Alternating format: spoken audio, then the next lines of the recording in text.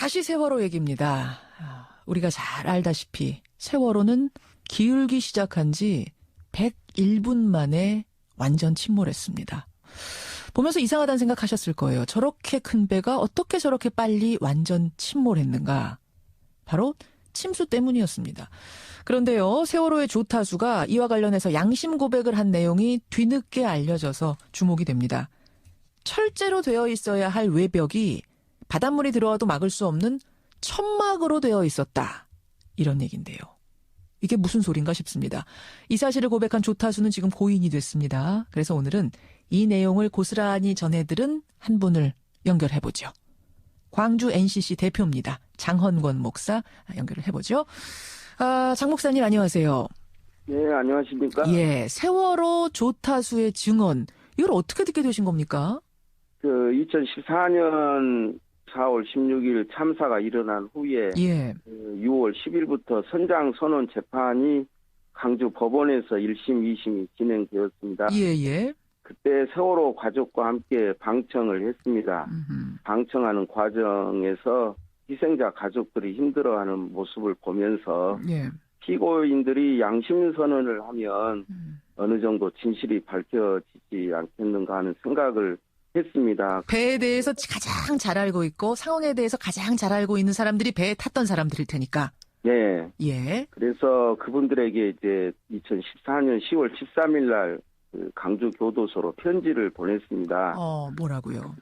양심 선언과 좀 진실을 밝혀달라는 내용으로 편지를 보냈는데 이제 처음에는 반응이 없다가 선장과 기관장 등 5명은 수치인 거절로 반송이 되었어요. 예.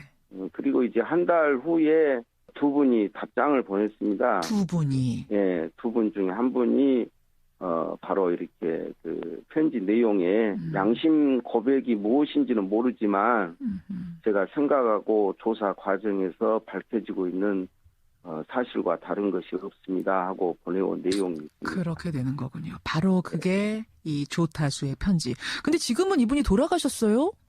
네. 어떻게 된 겁니까?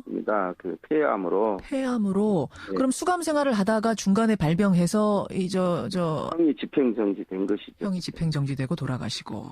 네. 이분이 보내온 편지, 그 증언 내용을 보니까 이런 내용이 써 있습니다. 세월호 2층 화물칸 하층부 외벽이 철제가 아니라 천막이었다. 그렇다 보니까 바닷물이 들어와도 막을 방법이 없었다.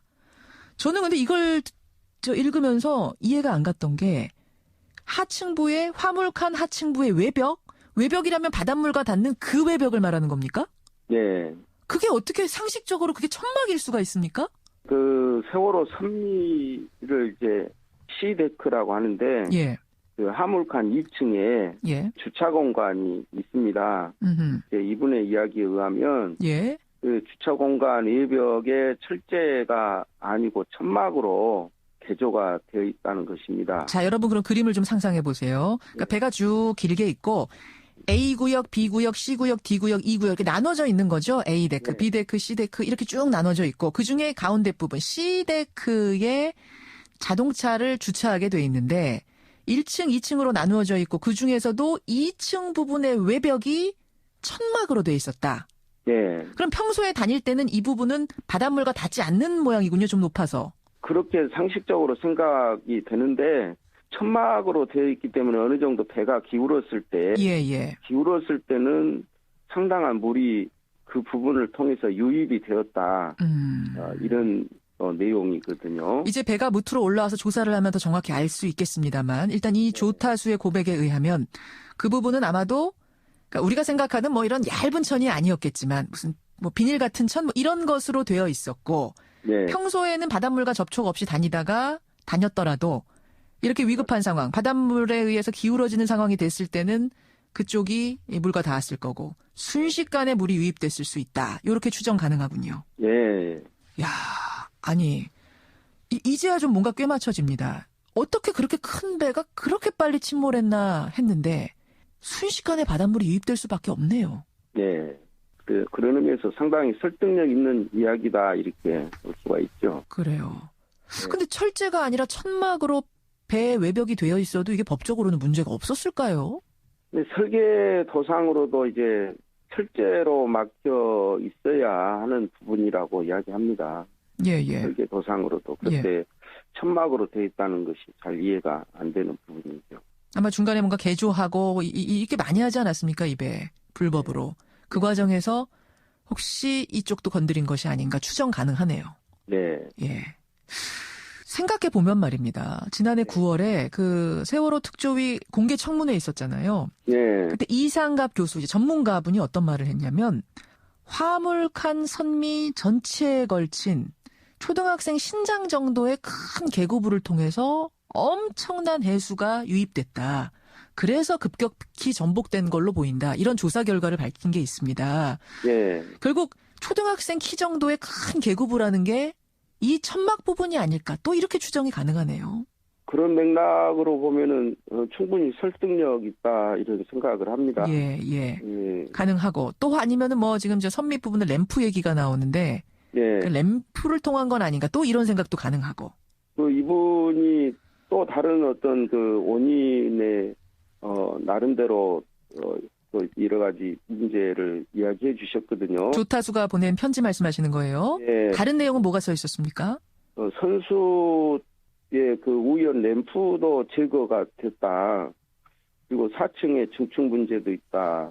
뭐 조타수와 항해사가 당시 서로 어떤 이야기를 나누었는데 예, 예. 누구도 그 내용을 알 수가 없다. 뭐 이런 이야기 등등 또 뿐만 아니라 이분이 또 나름대로 선장에게도 배가 넘어가니까 고함을 치면서 예, 예. 빨리 조치를 하라고 하지만 그냥 쳐다만 보면서 안일하게 대처를 하는 그런 모습도 이야기를 해주셨고 예. 그리고 이제 뭐 이런 이야기가 이제 이미 재판 과정에서 밝혀진 것인데 예, 예. 그 세월호 부근의 유조선인 블라이에소가 있었죠. 하면서 태선만 하면 다 구조하겠다. 태선 조치를 안 한 것인데 선장이 알아서 조치를 취해야 되는데 선장은 그 부분에 있어서 태선 명령을 안 한 것은 저체온증을 생각한 것이다.